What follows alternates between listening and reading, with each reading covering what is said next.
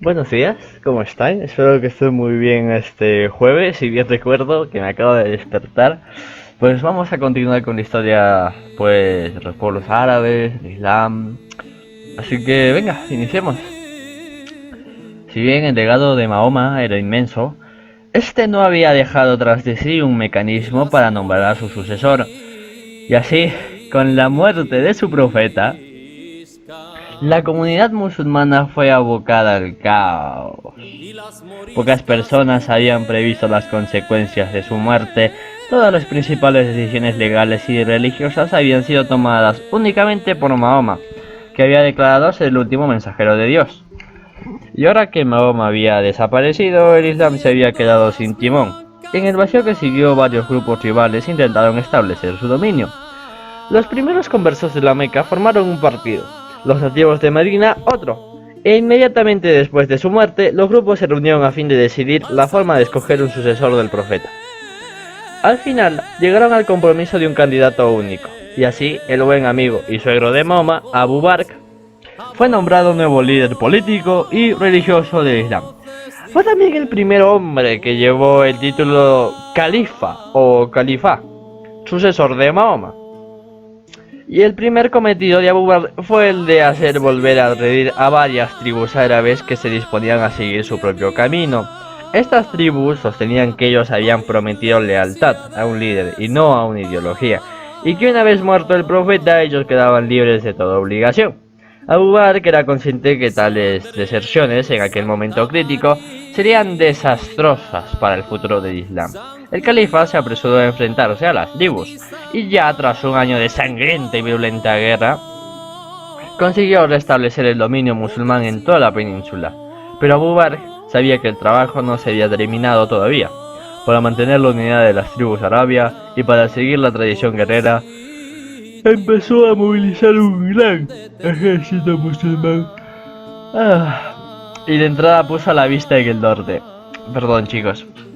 La mayor parte de las tierras situadas al norte de Arabia, desde España en el oeste hasta el centro de Asia en el este, estaban bajo el control de dos grandes imperios, el bizantino y el sasánida. Que diga sasánida. Pero los dos poderes imperiales se habían ido debilitando tras décadas de enfrentamiento, y Abu Bakr vio que aquí su oportunidad y lanzó una serie de incursiones contra los dos, para lo cual mandó a sus tribus a la provincia bizantina de Siria y a los territorios sasánidas de Irak. El califa no vivió para ver los frutos de lo que había empezado, pues murió en el año 634. Sin embargo, en su lecho de muerte, expresó claramente el nombre de quien había escogido para ser su sucesor, un cercano seguidor de Mahoma, Umar ibn al-Khattab. El califa convirtió las incursiones de su predecesor en unas invasiones en toda regla, y los guerreros árabes se extendieron por Palestina y Siria. Cuando los bizantinos enviaron un ejército para enfrentarlos a ellos, los musulmanes se dispersaron por el desierto y en aquel entorno familiar para ellos esperaron el momento oportuno, y ya al año siguiente 25.000 jinetes árabes salieron al galope de la tiniebla de una tormenta de arena propia del desierto para acabar con un ejército bizantino que les doblaba el número. Damasco cayó en manos de los invasores seguidores de las ciudades de Antioquía y Alepo, y ya a finales del 637 los musulmanes se apoderaron de la ciudad sagrada de Jerusalén. Con la mayor parte de Siria bajo su control, el califa Umar declaró una guerra santa contra Irak, centro de los grandes imperios mesopotámicos de antaño, y la provincia más occidental del imperio sasánida de Persia. Para liderar sus tropas, nombró al veterano soldado musulmán Satib Abi Waqqas. A ver, hago un receso. Chicos, hay muchas dudas de por qué frijoles, el imperio bizantino, perdió tanto territorio contra los musulmanes. Aparte de esta batalla que es en campo abierto, las ciudades bizantinas estaban excelentemente amuralladas, como los musulmanes, que eran, árabes, que no tenían un gran equipo de asedio, podían tomar estas ciudades como Jerusalén, Alepo, Damasco. Eran ciudades enormes, bien amuralladas. ¿Pero qué pasó? Lo que pasó fue de que hace apenas 5 años antes, o incluso 10 años antes de que, el Islam hiciese la carga masiva que hizo contra los pobres bizantinos, pues había habido una guerra que desgastó por completo lo que era el Imperio Bizantino y los sasánidas, que fue, si bien recuerdo, la guerra por la Vía Cruz, que los sasánidas se la robaron del templo y pues bueno, fue una masacre que hizo de que toda esa zona, justamente de que daba frontera para los musulmanes, bueno, los árabes, estuviese muy desprotegida, porque como se había ido ciudad por ciudad, pues todas las ciudades habían sido conquistadas, reconquistadas, lo cual ha dicho de que sus muros sean, vamos, se convierten en una porquería y ya no se hagan dicho como muros, porque había en muchas partes donde ya no había muros, en otras habían unos muros pero que estaban mal hechos y que en cualquier momento se podían caer. Vamos, ya me entienden, las ciudades en ese momento no estaban amuralladas por la guerra que tuvieron los sasánidas y el Imperio Bizantino. Así que bueno, ahora vamos a hablar de cómo cayó el Imperio Sasánida, que fue, vamos, una cosa muy interesante.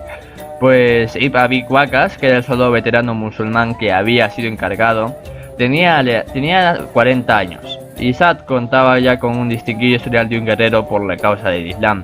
Había sido uno de los hombres destacados del exclusivo grupo conocido como los Compañeros, los primeros conversos y colaboradores de Mahoma.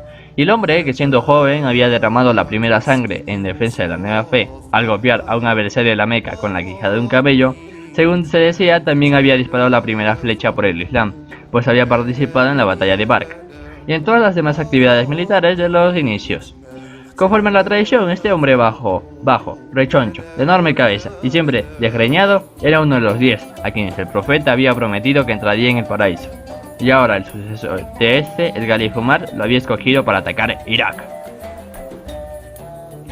Saad aceptó el reto y a principios del año 637 condujo a su ejército hasta las riberas del río Éufrates, en el centro de Irak. Allí acamparon sus hombres, donde subsistieron comiendo carne de los rebaños de ovejas y camellos enviados sobre la marcha desde Medina, y el grano que podían saquear en las ciudades iraquíes de los alrededores.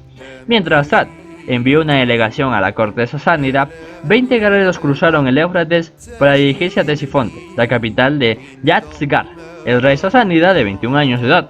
La ropa basta, las armas rudimentarias y el aspecto descuidado de los árabes arrancaron sonrisas respectivas cuando entraron en el salón de audiencia del palacio de Rasad. Sin embargo, el esplendor que vieron en torno a ellos no impresionó en absoluto a aquellos hombres del desierto. El portavoz tuvo incluso el descaro de invitar al rey a convertirse en el Islam, y por lo menos a pagar un tributo a los árabes y ponerse bajo su protección. El arrogante y joven rey se sintió ultrajado. De hecho, si los visitantes no hubieran estado protegidos por la inmunidad garantizada a los embajadores, habrían acabado con sus vidas allí mismo. Lo que hizo en cambio fue decir que cargaran un saco de tierra sobre la montura del portavoz árabe antes de despedirles. Con este ejército, el rey persa pretendía demostrar su desprecio, pero los encantados musulmanes regresaron al campamento y presentaron el saco de tierra a su general. Saad ibn Abi Waqas pronunció estas palabras que serían el memorándum eterno de la destrucción de Persia tal como lo conocían los sasánidas. Buena nueva, los persas nos han entregado la tierra de su país. El rey sasánida, por su parte, ordenó al general Rustam que atacara de inmediato. Este, sin embargo, era un hombre cauteloso. Sabía que mientras su ejército se mantuviera entero e intacto, los árabes no iban a poder cruzar el Éufrates, salvo para pequeñas incursiones. También sabía que un ejército que combatía teniendo el río como retaguardia muy probablemente sería aniquilado, en caso de ser vencido. Pero el rey Dazab se moriría de impaciencia por vencer a aquellos nómadas del desierto, y no quería esperar más. En regañadientes, Rustam hizo construir un puente sobre el río y llevó a su ejército a la ribera occidental. Las fuentes árabes afirman un montón de cosas, como que el ejército sasánida que cruzó el río contaba con 60.000, incluso 120.000, y fuese cual fuese el número, era sin duda mayor que el número de Saad, compuesto por unos 30.000 hombres. Los árabes habían tomado posiciones en la llanura de Casidilla, al igual que Rustam. Saad reconoció las ventajas del terreno. Delante tenía el río y a su espalda el tan familiar desierto, una zona que sus guerreros árabes conocían al dedillo. Es posible que hubiera seguido acertadamente el consejo de un antiguo comandante árabe que había luchado contra los sasánidas. Combate al enemigo en el desierto, le había sugerido el general Muhammad a Saad, antes de morir a consecuencia de unas heridas de guerra.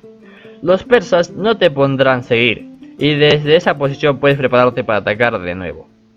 Mientras los sasánidas se iban desplegando en la llanura que había delante de ellos, los guerreros árabes permanecían en reverente silencio. Enfrente de cada contingente tribal, un camarada recitaba el capítulo del Corán que describía a Mahoma venciendo a los de la Meca en la batalla de Badr. Oh profeta, alienta a los creyentes para que entren en combate. Empezaba el pasaje. Si hay 20 de tus incondicionales, que conquisten a 200, y si hay 100 de los tuyos, que conquisten a los 1000 infieles. De acuerdo con la costumbre marcial, varios soldados se adelantaron para un combate individual con los sasánidas. Después de esto empezó la batalla contra los sasánidas de verdad, con los lanceros avanzando a caballo y los espadas y los arqueros a pie, y repetidamente de las líneas sasánidas.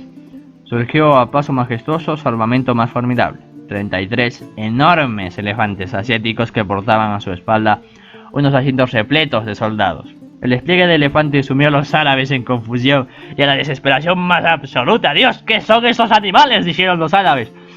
Los arqueros empezaron a disparar contra los soldados montados sobre los elefantes, mientras los espadas cortaban las correas que sujetaban los asientos a los lomos de los inmensos animales. Pero los elefantes se iban multiplicando y los árabes tuvieron suerte de poder resistir hasta que la oscuridad puso fin al ataque de los sasánidas. Ok, chicos, cracks, vamos a quedar entre este lapsus de la batalla, de la increíble batalla que se libró para la toma de los sasánidas. Espero que os haya gustado. Perdón por cortar, pero llevamos los 12 minutos reglamentarios. Así que venga, espero que tengan un buen día. Hasta la próxima, chicos. Bye.